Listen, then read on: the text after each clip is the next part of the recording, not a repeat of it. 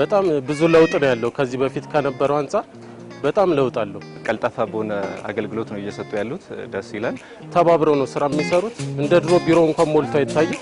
ዛሬ ላይ ከአንድ ሰዓት ባልበለጠ ውስጥ አገልግሎቱን አግኝቻለሁ ማለት ነው። ደስተኛ ነኝ። ባገኘሁት አገልግሎት በጣም ደስተኛ።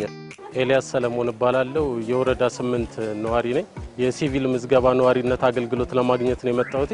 በጣም ብዙ ለውጥ ነው ያለው ከዚህ በፊት ከነበረው አንፃር በጣም ለውጥ አለው። ያገባ ያላገባውን ሳውጣ ኦልሞስት 2 ሰዓትና 3 ሰዓትን ይፈጀብኝ ድሮ የሚያድር የነበረ ጉዳይ ማለት ነው። አሁንም የልደት ላውጣ ነው የመጣሁት። በጣም ቀልጣፋ ነው። በሰው ኃይል የተደራጀ ቢሮ ነው። አንዱ ለሰው አይደለም ያለው፣ በጣም ብዙ ሰው አለ። ተባብረው ነው ስራ የሚሰሩት። እንደ ድሮ ቢሮ እንኳን ሞልቶ አይታይም።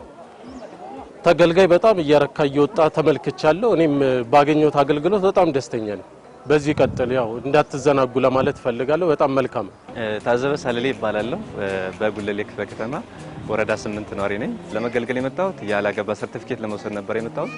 እሱም ከዚህ በፊት ይሰጥ የነበረው ከ2 ቀንና ከዛ በላይ ይወስድ የነበረው አገልግሎት ዛሬ ላይ ከአንድ ሰዓት ባልበለጠ ውስጥ አገልግሎቱን አግኝቻለሁ ማለት ነው። ደስተኛ ነኝ።